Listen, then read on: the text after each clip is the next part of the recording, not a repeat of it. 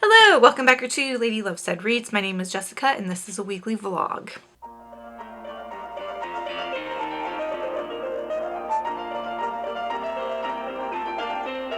I'm going to make this intro short and sweet. It's Monday, November 20th, and I am currently reading on audiobook You Will Find Your People. I don't remember the author's name, but it's about how to make friends as an adult. I am also reading an ebook called Magnolia Parks by Jessa Hastings. You probably know what this is. It's contemporary romance. It's been all over Bookternet. And then the big book that I'm currently reading is A Game of Thrones by George R.R. Martin. I am determined to finish this week. I've only got 100 pages left. That's what I'm reading. I'm currently on my lunch break at work. After work, it's barn chores and then house chores and reading.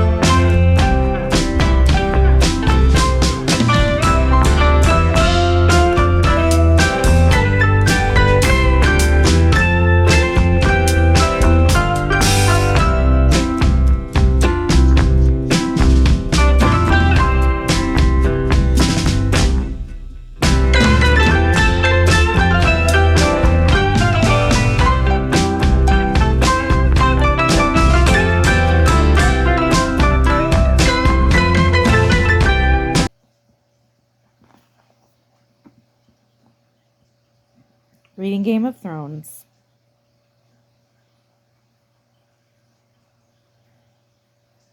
Things are happening. So much happening. The last 20% of this book is just so packed full of intense action.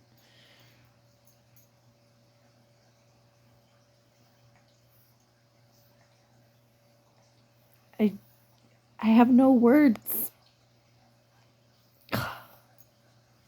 This book.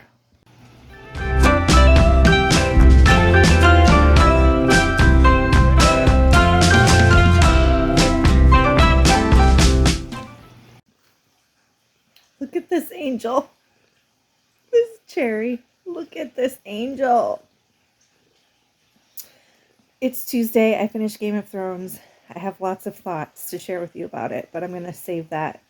Check in with you tomorrow to go into more detail. I just can't. Oh my gosh, she's so precious. I also finished my audiobook. And I'll check in with you about that tomorrow as well. In the meantime, I'm just going to enjoy my baby.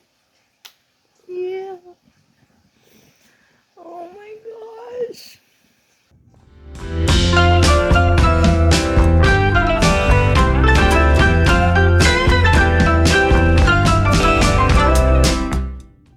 Hello friends, it is Wednesday, the Wednesday before Thanksgiving.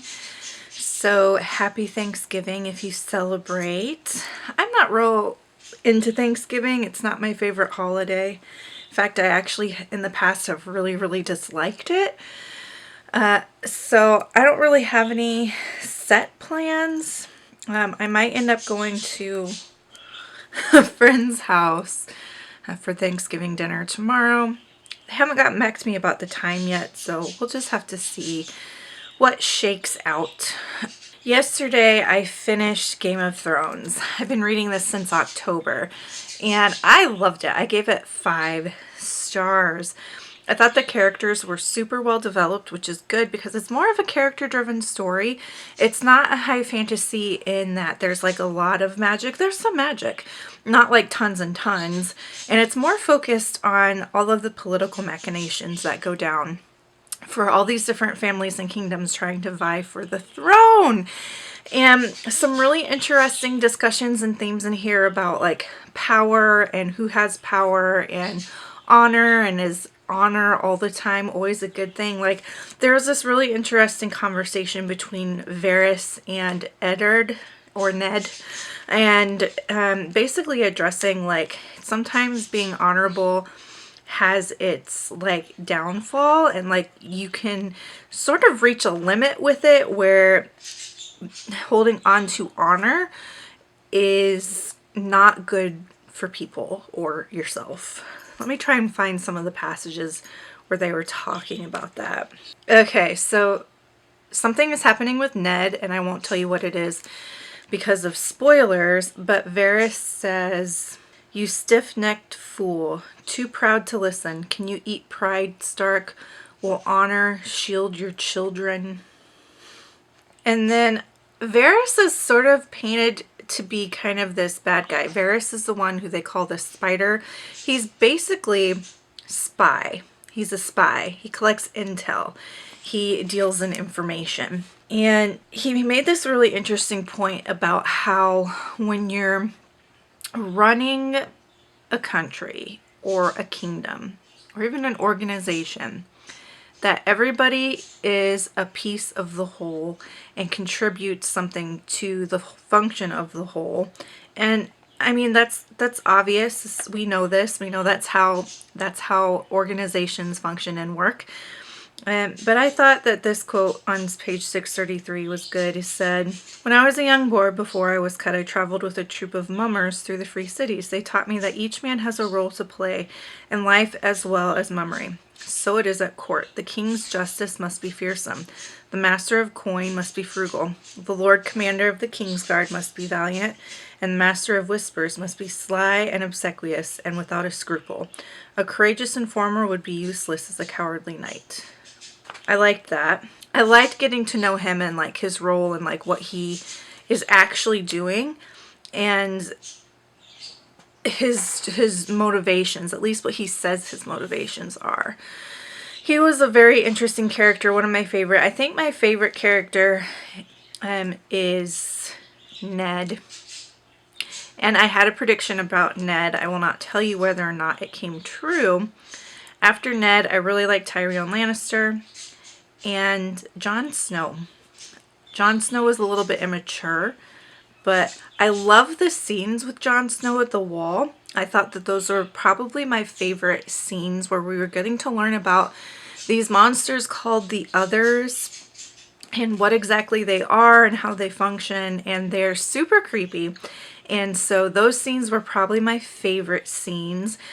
I thought that Sansa was a spoiled brat. I really hope she has some character development over the course of the series. Kind of heartbreaking what ends up happening with her towards the end. You know, I don't wish that upon her, but I do think she's a spoiled, materialistic brat. I did not like her much at all. And Cersei, I did not like her much at all. One of the things I liked about this book, though, is you have all these different families with men who are the leaders, but really it's the women who are calling the shots, because some of the men that are in charge only make decisions after they consult with their wife or their mother or whatever. And so this is a war being totally fought by women. And I kind of love that. I also would really like to get to know Mormont and his family. He is the captain of the Night's Watch.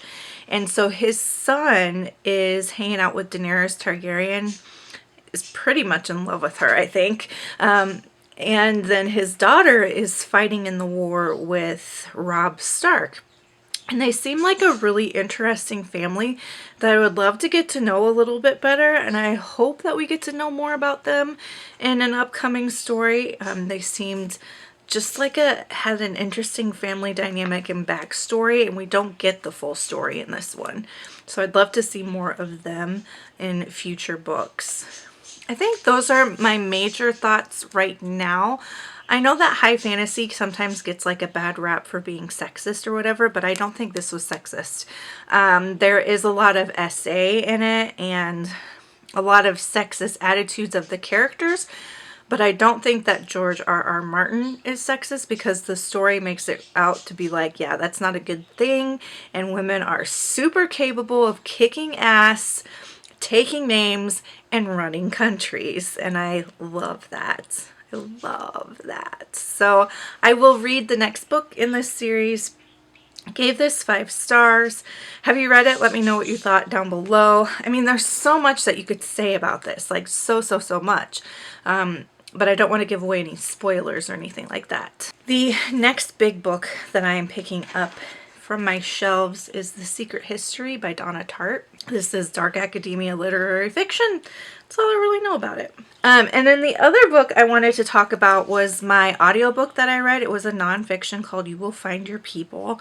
And it's basically about making friends as an adult and like building your community as an adult, especially if you come from a toxic family background and your family can't be your support system. And I gave this book 5 stars. I thought the advice was so good. It was so applicable. It was so relatable, super validating. The author really validated a lot of my thoughts and feelings around friendships and keeping friendships and losing friendships and figuring out where you stand in a friendship, and gave some really good social skills tips in this book. And I just would really recommend it to anyone who has struggled to build your support network or comes from a family background that is not and cannot be your support network. I know that was basically me the past like 5 years or so. I had to essentially do like a full, complete social rebuild of my life. And I'm happy to say I'm really glad with where I'm at now. I feel like I do have a good, strong support network with where I'm at now. But it took a while to get there, and I feel like I would have navigated it a little bit better and had less heartbreak had I read this book while I was going through that. So if it is something that you're dealing with or struggling with, definitely pick this book up. It's excellent. It was a 5-star read. The next audio I picked up is the Southern Book Club's Guide to Slaying Vampires by Grady Hendrix. And I've read about 20% of this. It's about a group of women who have a book club reading true crime, and a vampire is in town, and it's set in like the late 80s, early 90s, which I love. And it's just another book about kick-ass women so far. But if you've read this one, okay, so the guy that I think is supposed to be the vampire isn't revealed yet that he is the vampire. But the one that I think they're setting up to be the vampire, do you get a little from him? Like, do you get a little tension, a little sexual tension between Patricia and this guy? Because I sure do. Anyway, 20% in, enjoying that one. That is the update.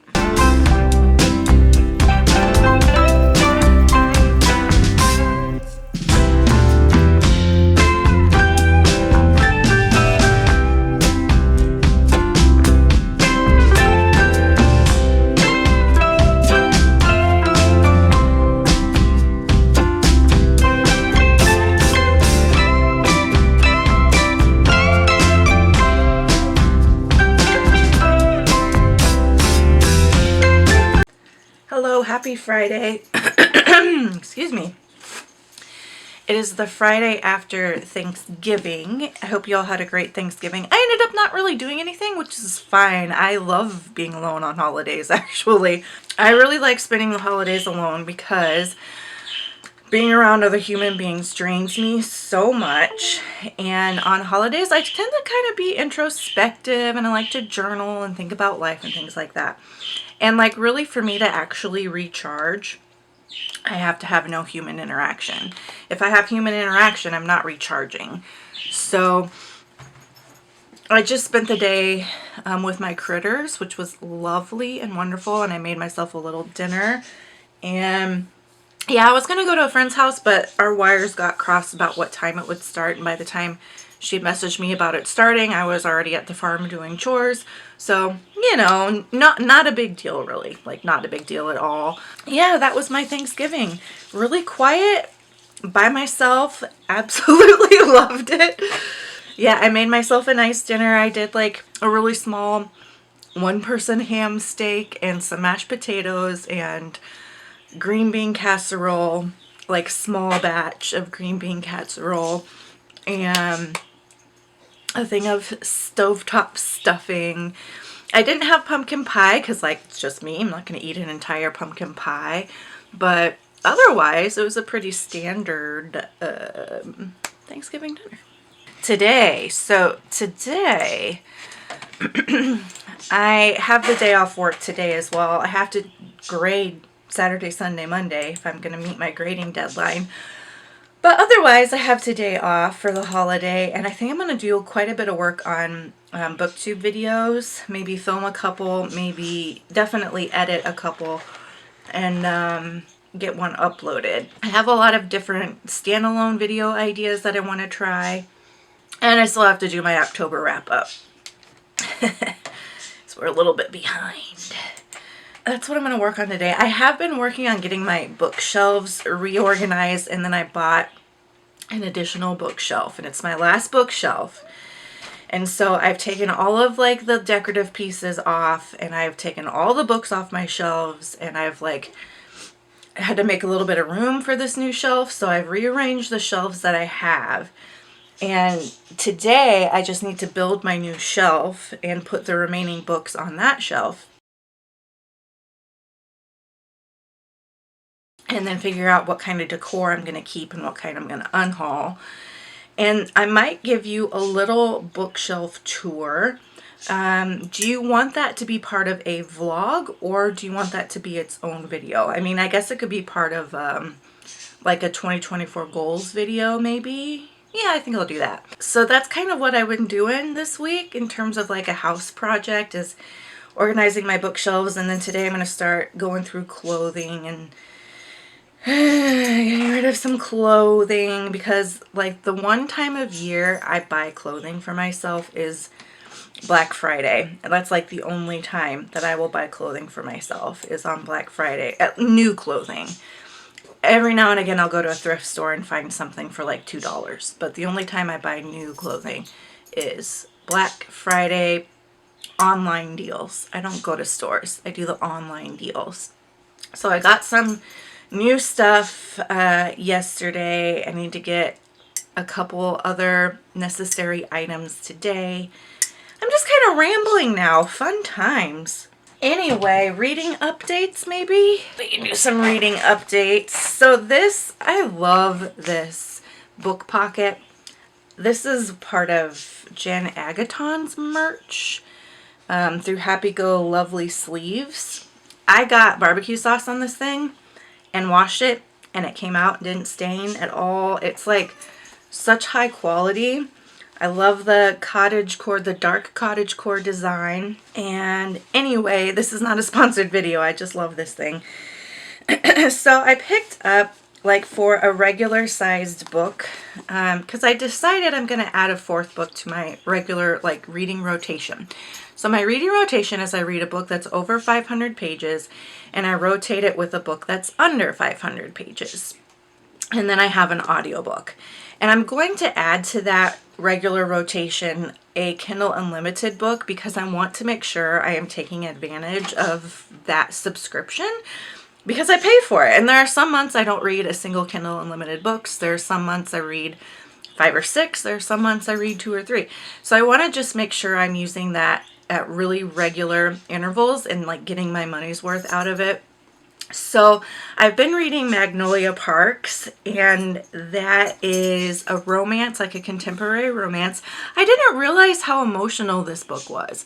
I went into it thinking I was not going to like it because I struggle with contemporary romance, but this has some really heavy themes to it, and it's working for me. It also has like a really interesting writing style.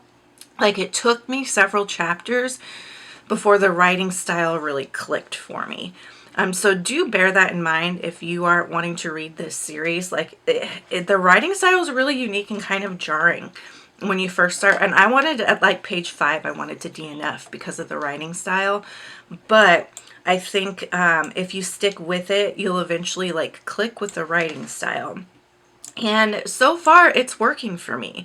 It is contemporary, and it's about like really rich people in London and this friend group, like this really rich friend group, and this love story between Magnolia and BJ. And I'm about 70 pages in, and I really like it. And I am surprised at some of the heavy themes and ideas that it's covering, like talking about infidelity and substance abuse and depression, toxic relationships. Like, I really am enjoying it, and it's surprising me. And like, I love it when a book surprises me like that. And I'm glad I gave it a shot. And I listened to my friends in the lair and continued to read it, even though I wanted to DNF. So that's the Kindle Unlimited book that I'm working on. The regular size book that I picked up then is a nonfiction called We Borrow the Earth, an intimate portrait of the Gypsy shamanic tradition and culture. And it's by Patrick Jasper Lee. I am 16 pages in, and this is exactly like what it's described as. So Patrick Jasper Lee is Romani, and he's describing his life as a Romani shaman. And I am eating this up. Absolutely loving it because it has a very important connection to my own life. With my dad passing and doing some research on family history and things like that, and learning different things about a certain part of my family, I come from a line of Irish travelers, which is Irish Gypsy. And I won't say more than that because it is a very tight-knit, very private community. And we don't like to like blast our practices, or really, there are certain traveler communities that won't even talk to people who aren't travelers. So I won't say more than that about my own personal history out of respect for the culture and the community. But this book is hitting home, and it is absolutely what I need to read. It's so freaking validating, and I'm obsessed, and I am loving it, and I see no way that this won't be a 5-star read. I have not started reading The Secret History yet, but this is going to be my big book that I pick up next. And this is lit fic, dark academia, about a toxic rich kid friend group at an exclusive university of some sort. So I'm excited to start reading this. I love dark academia. The last dark academia I read was In My Dreams I Hold a Knife. Really, really liked that a lot. I feel like there was one other one I read that turned out to be dark academia, and I didn't expect it to be, but I can't remember what it was. Anyway, that is the reading update, the day update, all of the updates for you today. Happy Friday. Hiya. I am home from the barn. It's about 9:30 because I got home from the barn and ate dinner. And I just had this like lingering feeling that I was forgetting to do something. And I spent like an hour trying to remember what I was forgetting to do. And I, for the life of me, can't remember. But I'm sitting by the fire because I got like this terrible chill after dinner. I just was like so freaking cold. I couldn't warm up. Anyway, the reason I popped on here, oh, and if you're hearing background noise, it's probably a combination of the fireplace fan behind me, and I have Home Alone playing on the DVD player. Good old Christmas movie. Anyway, I wanted to come here because I am listening to the Southern Book Club's Guide to Slaying Vampires on audiobook, and I'm not having a good time. I am really not enjoying this book. Like, I can see why people like it. I can see why people love it. There's lots of social commentary, but I'm just not having a fun time reading it. Like, I just want it to be done with. Like, I haven't like had any moments of joy or enjoyment at all. At all. Like, it's not a fun time. And I don't know why. It's just not working for me. But I'm like 80% of the way through, and I'll finish it up because maybe there will be a twist that will make it worth it. But I really don't think so. I think it's going to be a 2-star read, which surprises me because it's like so highly rated by so many people. And like, I love horror, and I love horror that has social commentary, but this was just freaking bleak.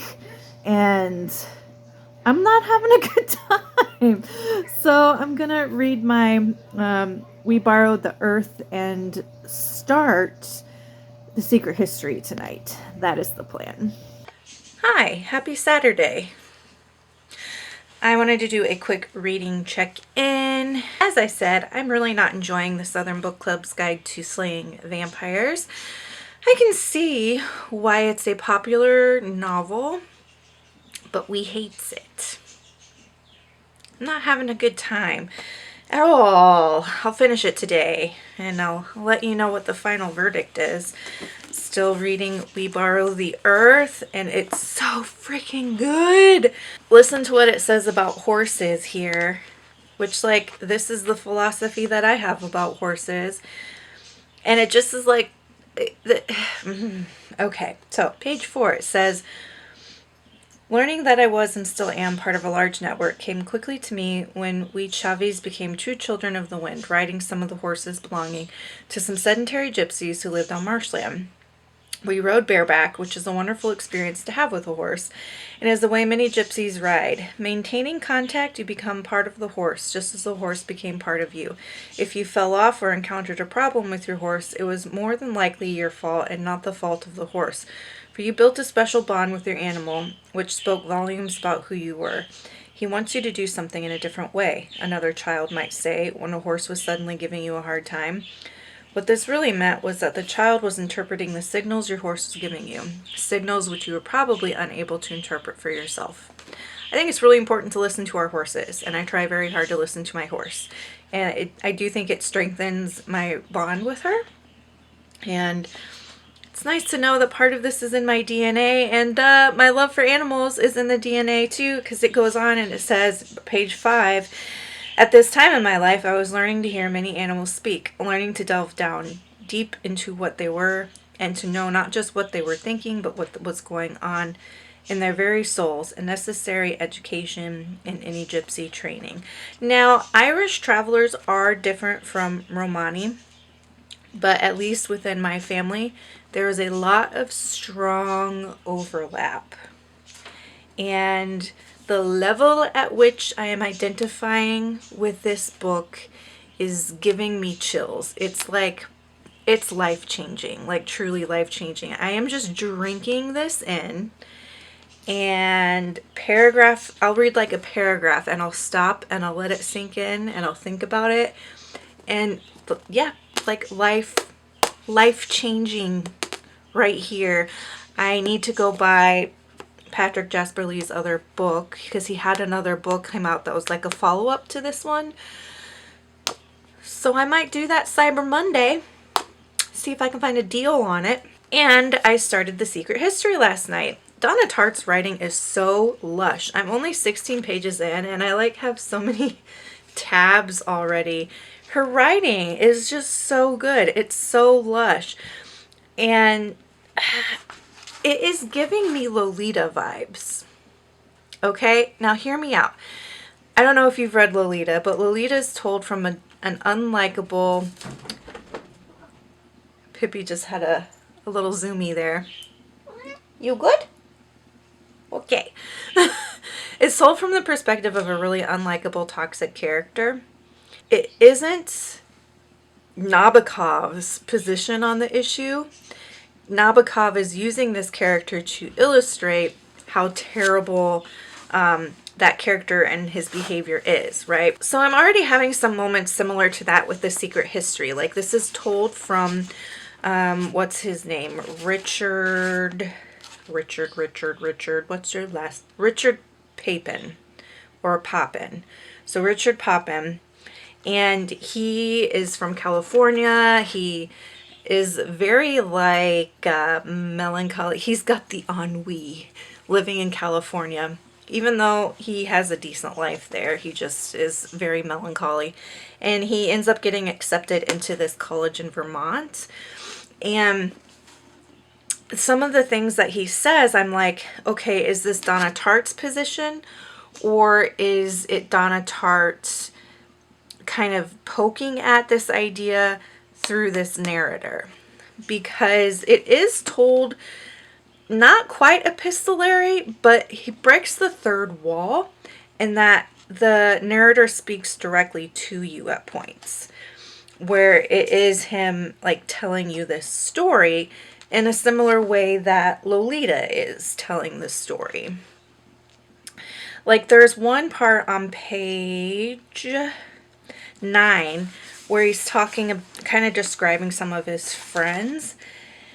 And he says, consider even bluff old Bunny, if you would, not a childhood of reefer coats and dancing lessons any more than mine was, but an American childhood.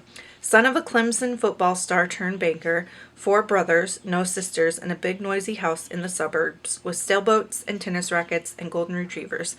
Summers on Cape Cod, boarding schools near Boston, and tailgate picnics during football season. An upbringing vitally present in Bunny in every respect, from the way he shook your hand to the way he told a joke. Okay, an American childhood. Is this Richard, forgot his name again. Is this Richard Papin's definition of what an American childhood is? Or is this what Donna Tartt thinks an American childhood is? Because who decides what is an American child? This is like rich white American childhood. But there are so many different kinds of American child. How do we define like what is an American childhood here? And I can't quite suss out if this is Donna Tartt's opinion or if this is Richard Papin's opinion. And I guess, you know, as I go on, we'll see if it's more like Lolita, where it's Donna Tartt poking at some of these ideas through the character, or if this is actually what she thinks. So I'm only 16 pages in, and I'm already got all these different thoughts. So I think this is going to be a very interesting ride. I love dark academia, and being an academic myself, I can always identify with that sense of like rigorous study and competition and academic scholarship. And I think this is going to have a lot of that because Richard gets to this school or this university and he wants to study Greek, but the Greek professor only takes like 5 or 6 students a year, and they don't do regular classes. They just like work with him one-on-one, and it's kind of this weird sort of cult vibe.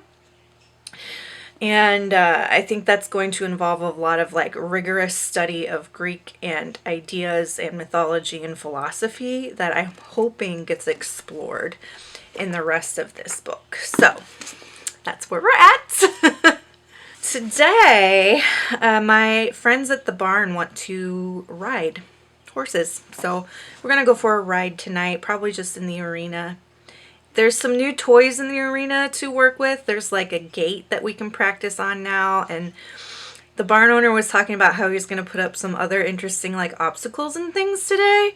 So that will be something to explore. Might be kind of fun. Maybe I will get some video, maybe not. We'll just see.